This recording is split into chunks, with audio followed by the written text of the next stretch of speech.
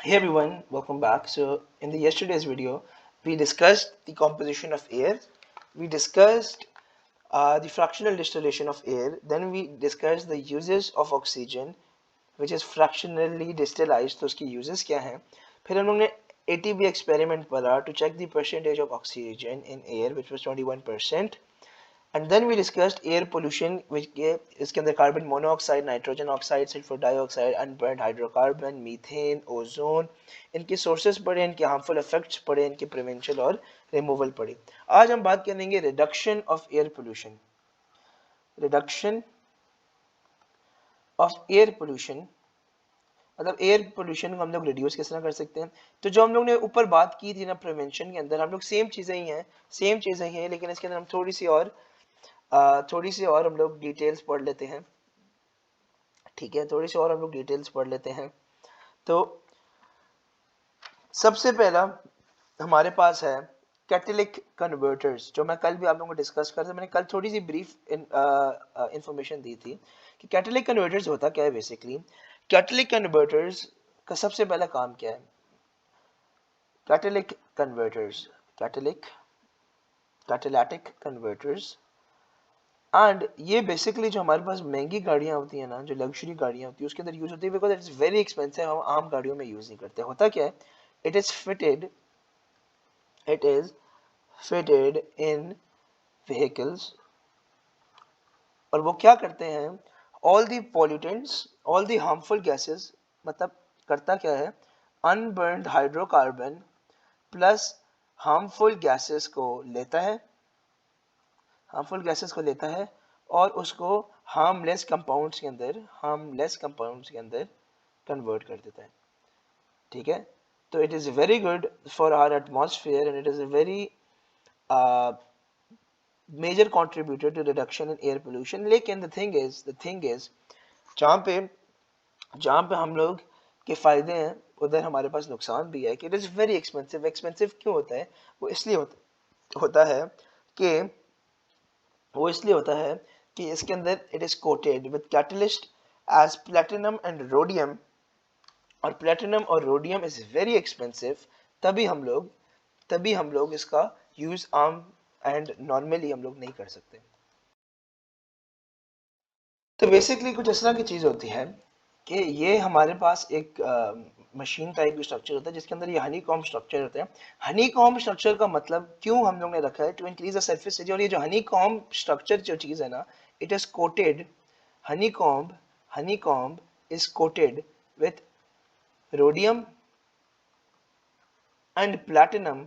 ठीक है, तो तभी इट इज़ वेरी एक्सपेंसिव, क्योंकि रोडियम और प्लैटिनम की इसके अंदर कोटिंग हुई होती है. तो बेसिकली क्या होता है, जो हार्मफुल गैसेस हैं वो carbon dioxide, nitrogen oxides, carbon monoxide, sorry, oxygen, nitrogen monoxide वगैरह, ये जब जाती हैं तो इसको क्या करता है, ये क्या कर देता है, इसको हार्मलेस कंपाउंड्स के अंदर कर देता है. तो ये इसकी चीज़ होती है. अब इसकी रिएक्शंस क्या होती हैं? इसकी रिएक्शंस कुछ इस तरह होती हैं कि nitrogen oxides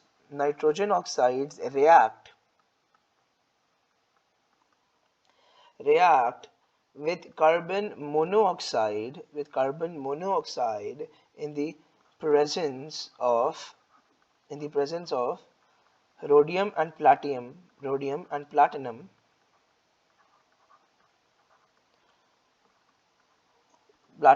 to form what? To form nitrogen and carbon dioxide. So 2NO plus 2 carbon monoxide under the presence of rhodium and platinum as catalysts will give us carbon dioxide plus N2 gas. ठीक है, फिर इसकी दूसरी reaction होती है unburned hydrocarbons are oxidized into carbon dioxide and water. तो होता क्या है, फॉर एग्जाम्पल हमारे पास एक हाइड्रोकार्बन है C8H18. H18 से मतलब इट इज एन एल्केन, ये क्यों है हम लोग डिस्कस करेंगे इंशाल्लाह इन ऑर्गेनिक केमिस्ट्री। तो ये 25 ऑक्सीजन हम लोगों ने किया तो क्या बन जाएगा 16 कार्बन डाइऑक्साइड प्लस 18 H2O। ये रिएक्शन आप लोगों को याद कर लें तो अच्छा है। तो बेसिकली क्या किया कैटलिक कन्वर्टर ने, कैटलिक कन्वर्टर होता क्या है, हनीकॉम्ब स्ट्रक्चर होता है and it is coated with rhodium and platinum as catalyst. करता क्या है, अनबर्न्ड हाइड्रोकार्बन्स और हार्मफुल गैसेस को कन्वर्ट करता है हार्मलेस कंपाउंड्स के अंदर। इसकी दो रिएक्शंस हम लोगों ने पढ़ी, एक है नाइट्रोजन ऑक्साइड, कार्बन मोनोऑक्साइड ने रिएक्ट किया under the presence of rhodium and platinum to form carbon dioxide and nitrogen gas. Similarly unburned hydrocarbon oxidise हो जाते हैं into carbon dioxide and water.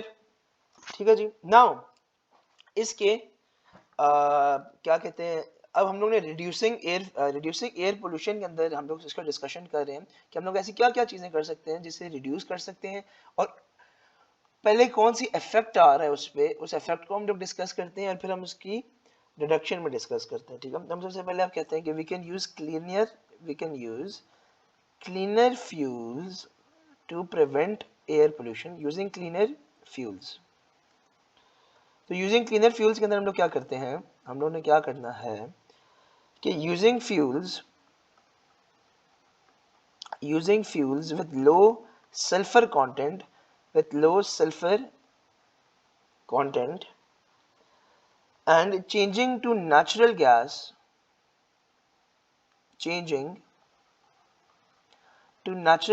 such as methane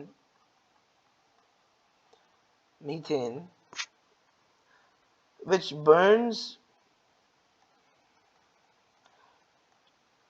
to produce carbon dioxide and water. लेकिन as a said अगर इतना आसान होता तो हम लोग कर चुके होते, लेकिन मीथेन का भी मसला ये है कि it contributes to global warming. अगर हम इसको एज अ फ्यूल यूज करें तो it contributes to global warming. Okay, फिर हम लोग कहते हैं रिड्यूसिंग, एक और चीज जो हम लोग कर सकते हैं वो है by reducing sulphur dioxide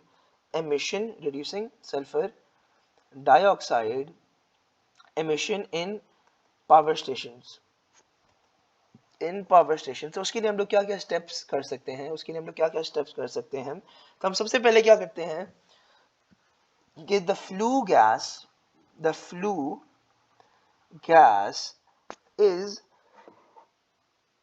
gas की हम लोग क्या करते हैं इज डीसल्फराइज्ड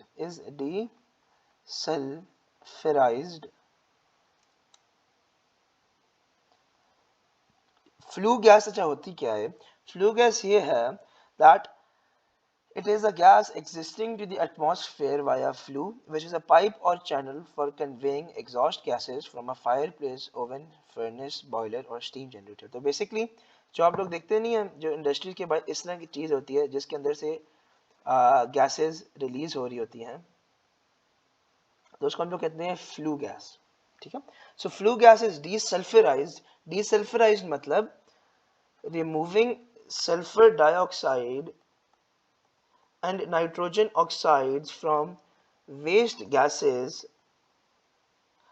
from power stations। अब इसको करते किस तरह है, टू रिमूव सल्फर डाइऑक्साइड, इसके स्टेप्स क्या हैं। टू रिमूव सल्फर डाइऑक्साइड हम लोग क्या कर सकते हैं, हम सबसे पहला काम क्या कर सकते हैं कि हम लोग लाइमस्टोन ऐड कर सकते हैं, limestone added to hot flue gases. Limestone क्या होता है, लाइमस्टोन होता है कैल्शियम कार्बोनेट हमारे पास होता है limestone, calcium carbonate CaCO3, calcium carbonate added to hot flue gases. अब होगा क्या, heat causes calcium carbonate to decompose, heat causes limestone to decompose to calcium oxide and carbon dioxide। होता क्या है कि हमारे पास कैल्शियम कार्बोनेट है, जब हीट हुई तो उसने कैल्शियम ऑक्साइड और कार्बन डाइऑक्साइड गैस के अंदर डिकम्पोज हो गया। अगला काम क्या कर सकते हैं, स्टेप टू अब क्या है, स्टेप वन हमने क्या किया, लाइमस्टोन ऐड किया हॉट फ्लू गैसेस के अंदर। स्टेप टू क्या है, calcium oxide reacts with sulfur dioxide to form calcium sulfite, which is further oxidized into calcium sulphate CaSO4। तो हुआ क्या है, बेसिकली रिएक्शंस आप लोगों ने याद करनी है, स्टेटमेंट में ऐसी लिख दिया, CaO plus SO2 will give us CaSO3। अब हमने CaSO3 को क्या किया, हमने CaSO3 को वापस ऑक्सीडाइज किया फर्दर, तो हमें बन जाएगा CaSO4, बैलेंस कर दो द टू, और ये two calcium sulphite will give us, reacting with oxygen will give us 2 calcium sulfate. Okay, next thing which we have to discuss is acid rain. Acid rain की cause क्या है, इसको हम लोग क्या कहते हैं, इसकी हार्मफुल इफेक्ट्स क्या है, इसकी प्रिवेंशन क्या है। तो होता क्या है, बेसिकली एनी रेनफॉल, होता क्या है कि any rainfall that has an acidity level beyond what is expected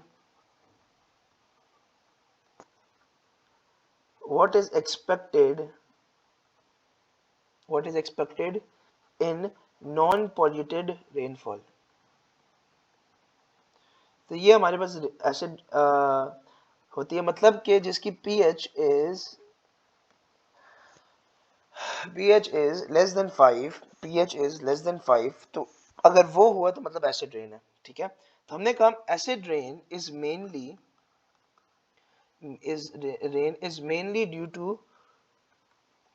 mainly due to two components, two air pollutants, sulfur dioxide and nitrogen dioxide। तो सल्फर डाइऑक्साइड करता क्या है, ये जो है ना, ये करता क्या है, it dissolves in rainwater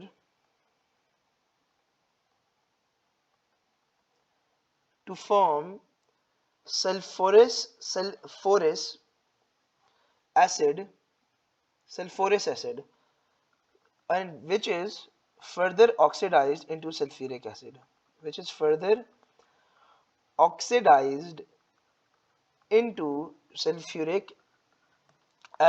and oxidized by किस तरह, एटमॉस्फेरिक ऑक्सीजन। जो एटमॉस्फेयर के अंदर ऑलरेडी ऑक्सीजन प्रेजेंट है ना, उसने उसको फर्दर ऑक्सीडाइज कर दिया और सल्फ्यूरिक एसिड बना दिया। तो क्या हुआ, 2SO2 प्लस 2H2O, मतलब जो बारिश का पानी था उसके साथ 2H2O प्लस ऑक्सीजन उसको फर्दर हम लोगों ने ऑक्सीडाइज कर दिया by atmospheric oxygen, so it will give us sulphuric acid. Okay, अब नाइट्रोजन क्या करता है, वो रेन वाटर के अंदर फॉर्म करता है नाइट्रस एसिड, जो फर्दर ऑक्सीडाइज होके बन जाता है nitric acid.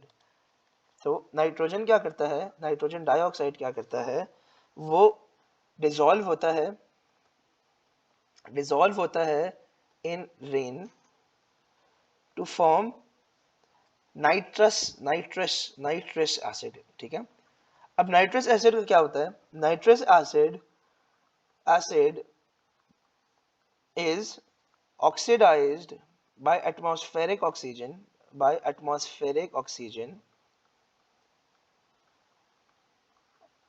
To form nitric acid हो क्या रहा है, हो ये रहा है कि नाइट्रोजन डाइऑक्साइड था, साथ हमारे पास वाटर था, फिर साथ हम ऑक्सीजन आ गया, एटमॉस्फेरिक ऑक्सीजन। तो जब ये सब रिएक्ट किया तो इन्होंने बना दिया HNO3, मतलब नाइट्रिक एसिड। ये हमने कहा कि एसिड रेन बनता किस तरह, ये एसिड रेन के कंपोनेंट्स हैं और ये कंपोनेंट्स क्या करते हैं टू फॉर्म एसिड रेन, ये हमारे पास आ गई बात। अब हार्मफुल इफेक्ट्स क्या है एसिड रेन के,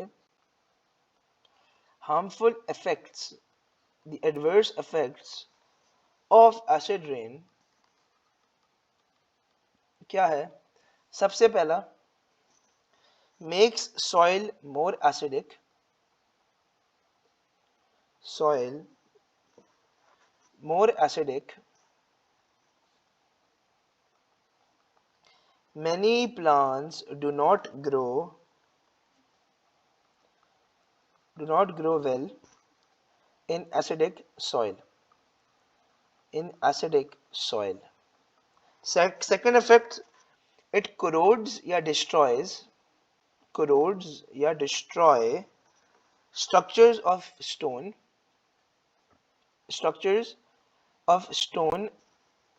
cement and metal, cement and metal,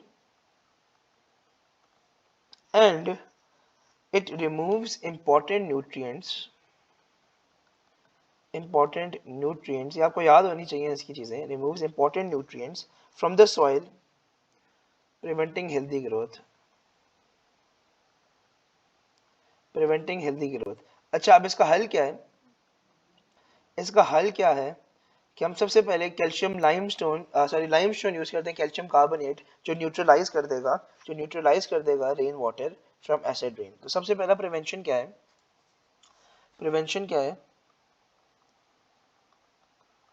prevention number 1, liming lakes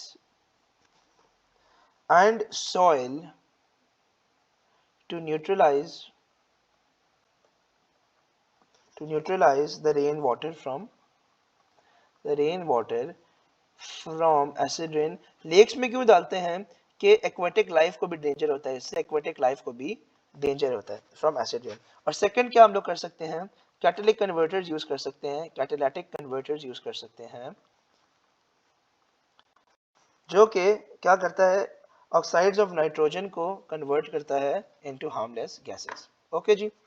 next thing we have to discuss is ozone, the ozone layer and the ozone hole. तो ozone पे हम लोगों ने डिस्कशन करनी है बेसिकली। अच्छा जी, तो ओजोन फॉर्म किस तरह होता है? होता बेसिकली क्या है, मैं एक जल्दी से समरी देता हूँ, फिर हम लोग इसको लिखते हैं।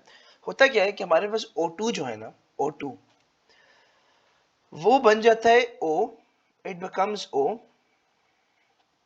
ड्यू टू स्पार्क स्पार्क किससे? जब स्पार्क हो सकता है, स्पार्क हमारे पास हो सकता है, इलेक्ट्रिकल स्पार्क हो सकता है हमारे पास मोटर व्हीकल्स के अंदर, ठीक है, मोटर व्हीकल्स के अंदर, due to spark in motor vehicles. तो वो करता क्या है? So it forms a weak O3, और वो O3 जो वीक होता है ना, उसको हम लोग कहते हैं ओजोन, ठीक है, उसको हम लोग कहते हैं ओजोन गैस उसको हम लोग कहते हैं। तो हम इसको लिख लेते हैं कि ozone O3 is a pale blue pungent gas. pale blue pungent मतलब strong, मतलब ये कलरलेस नहीं होती, ना ये कलरलेस होती है, ना ही odorless होती है। So it is a pale blue pungent gas formed in engines or motor vehicles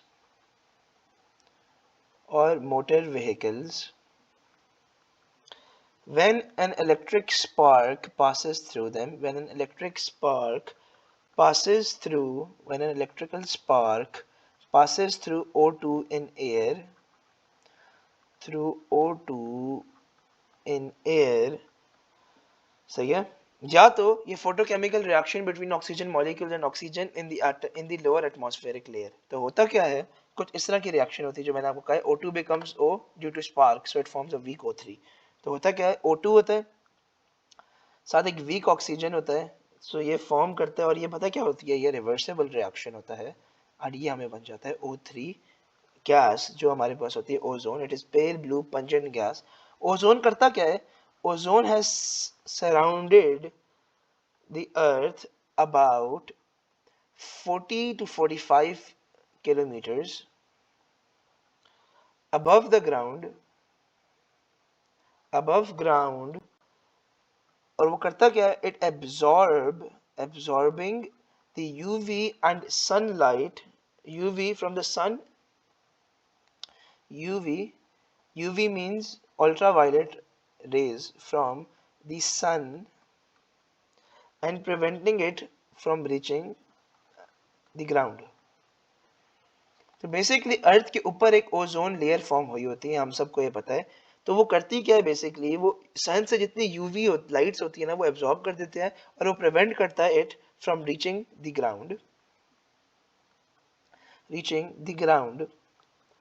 अब इससे होता क्या है कि long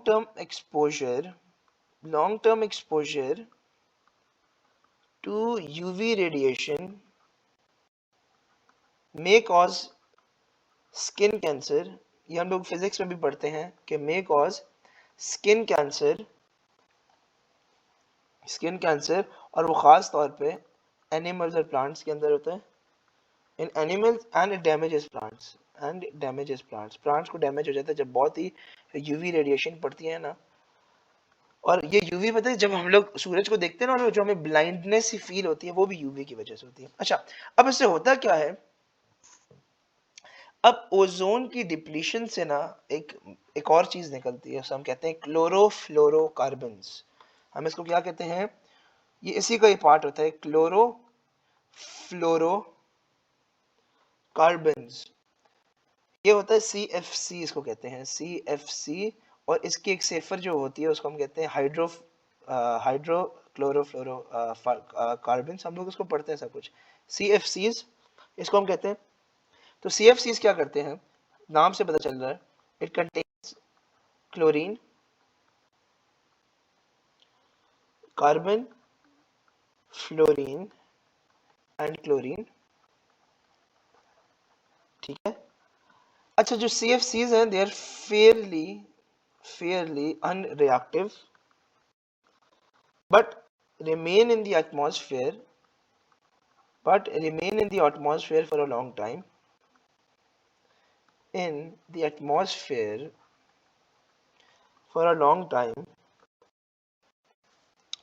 and they are very not soluble in water. They're not very soluble in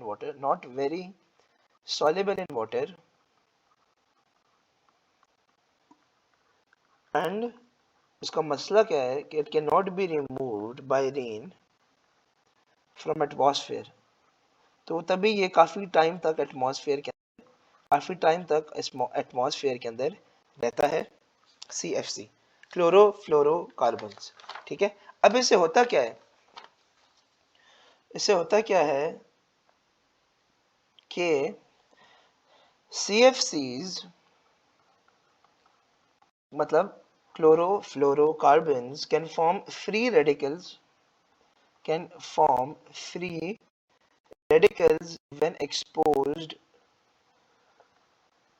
exposed to UV light and reacts with ozone और ये ozone की depletion करता है, removing it from ozone layer। तो CFC सबसे बड़ा काम क्या करती है कि वो removing it from ozone layer, तो वो ओजोन की डिप्लीशन के अंदर काम करती है। And CFCs were used in aerosol propellants and refrigerants but have since been banned as they have been directly linked to the depletion of the ozone layer। तो ozone layer सबसे बड़ा काम क्या करते हैं, depletion of ozone layer. Basically ना ये refrigerators के अंदर मतलब जो हमारे फ्रिज वगैरह होते हैं उसके अंदर यूज होते थे, लेकिन इसको बैन कर दिया गया बिकॉज ये depletion of ozone layer cause कर रही है। तो इसकी प्रिवेंशन क्या है हमारे पास, और इसके सबसे बड़ा मसला यही है कि एक तो ये एटमॉस्फेयर के अंदर बहुत टाइम तक रहता है। वो इसलिए रहता है कि हम लोग कहते हैं ना कि जब बारिश आएगी चलो सब कुछ क्लियर हो जाएगा एटमॉस्फेयर से, ये नहीं होता बिकॉज ये सॉल्युबल नहीं होता वाटर में। तो ये काफी टाइम तक एटमॉस्फेयर के अंदर हमारे पास रहता है और ये फ्री रेडिकल्स फॉर्म करता रहता है जो ओजोन के साथ रिएक्ट करता रहता है। ठीक है। सो प्रिवेंशन क्या है, banning the use of chlorofluorocarbons, और मैंने जिसने शुरू में बताया था we can replace it with safer alternatives safer alternative जिसका हाइड्रोफ्लोरोकार्बन है, ऑल्टरनेटिव हाइड्रोफ्लोरोकार्बन मतलब HFC, ठीक है जी, ओके, HFCs आ गया, ठीक है। अब हमारे पास है कार्बन साइकिल, वो छोटा सी चीज है, और अब हमारे पास ग्लोबल वार्मिंग है। दो छोटे टॉपिक्स रह गए, then we are done with our topic. तो कार्बन साइकिल क्या है, हमें पता है कि कार्बन साइकिल क्या है। कार्बन साइकिल हमें पता है क्या, कार्बन साइकिल के कार्बन इंट्रोड्यूस किस तरह होता है एनवायरनमेंट से, और वो रिमूव किस तरह हो सकता है एनवायरनमेंट से। तो इंट्रोड्यूस हम सबको पता है रेस्पिरेशन से होता है, कंबशन से होता है, डिकम्पोजिशन से होता है, और इसके रिमूवल के अंदर हम लोग फोटोसिंथेसिस यूज करते हैं कि फोटोसिंथेसिस, ठीक है। तो हम लोग जल्दी से लिख लेते हैं इसके कुछ पॉइंट्स। कार्बन एटमॉस्फेयर के अंदर मैंने आप लोगों को शुरू में बताया था कितना होता है, 0.03% होता है, ठीक है। And it is continuously being removed and it returns to the atmosphere by a variety of process. The carbon cycle is a continuous cycle of processes that help to regulate the carbon dioxide level in our environment.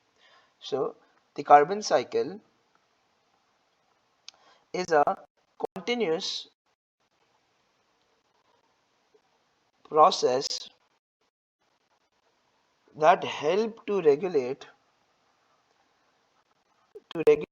the CO2, the carbon dioxide level environment.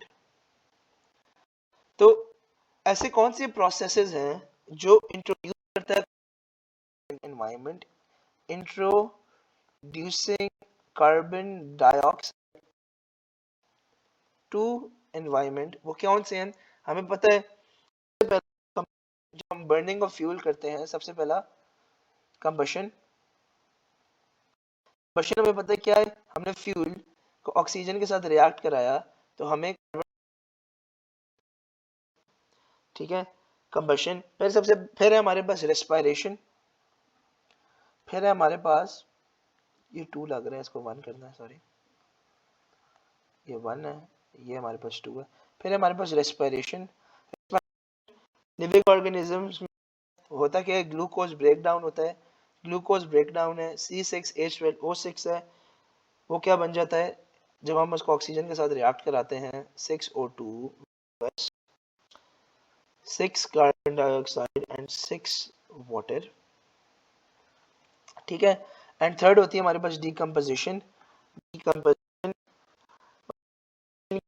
down of compounds in dead plant and animal by decomposition, जिस तरह fungi या fungi and bacteria, so it releases carbon into our soil. और processes removing carbon dioxide कौन से हैं, which is the inverse of respiration, which is photosynthesis. photosynthesis में क्या होता है कि 6 carbon dioxide plus water under the presence of sunlight and chlorophyll reacts to give us glucose and oxygen. Basically उसका opposite होता है, ठीक है जी। Then now the last thing we have is our greenhouse effect and global warming. Greenhouse effect and global warming. तो basically greenhouse effect क्या है कि it is the warming of the earth's surface with the heat from sun trapped in the atmosphere by greenhouse gases. तो होता क्या है कि greenhouse gases के अंदर होती क्या है, it includes greenhouse gases include carbon dioxide, water vapor, nitrous oxide होती है basically N2O, मीथेन और क्लोरोफ्लोरोकार्बन वगैरह, ठीक है, क्लोरोफ्लोरोकार्बन एक्सेट्रा। अब होता क्या है, heat energy reaches the earth और some of it is absorbed while some are radiated back into space. लेकिन however some heat energy जो होती है ना, वो ट्रैप हो जाती है atmosphere by the blanket of greenhouse gases. जो greenhouse effect होता था ना, it was a natural process which was beneficial in that it maintains proper temperature to support life on earth. तो greenhouse effect जो पहले था ना, it was actually a beneficial part, ताकि वो हमारा अर्थ के अंदर एक प्रॉपर टेम्परेचर को मेंटेन कर सके। लेकिन ग्लोबल वार्मिंग इससे कॉज हुई। ग्लोबल वार्मिंग क्या था कि जब एक अनडिजायरेबल वार्मिंग ऑफ अर्थ होगी ना सरफेस, क्योंकि एक्सेसिव हीट जब हम लोगों ने स्टोर कर लिया एटमॉस्फेयर ने ग्रीन हाउस गैसेस के अंदर, जब too much green house especially carbon dioxide and methane are introduced into the atmosphere, it results in excessive heat trapped in the earth's atmosphere, giving rise to overheating. ठीक है, तो basically क्या हो रहा है कि some rays enter the earth's atmosphere, some thermal energy is absorbed by a carbon dioxide, a greenhouse gas. Thermal energy is re-emitted in all directions and some becomes trapped within the earth's atmosphere. The earth becomes hotter as a result, and energy is absorbed by the earth's surface and re-emitted at longer wavelengths such as infrared radiation and thermal.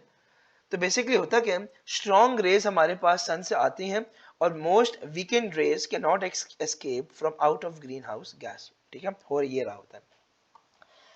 अब global warming क्या करती है? Global warming क्या है, जो हमारी आखिरी चीज है इस टॉपिक की। ग्लोबल वार्मिंग होती क्या है कि जब एक्सेसिव हीट ट्रैप हो जाती है, when excessive heat is trapped into the earth's atmosphere,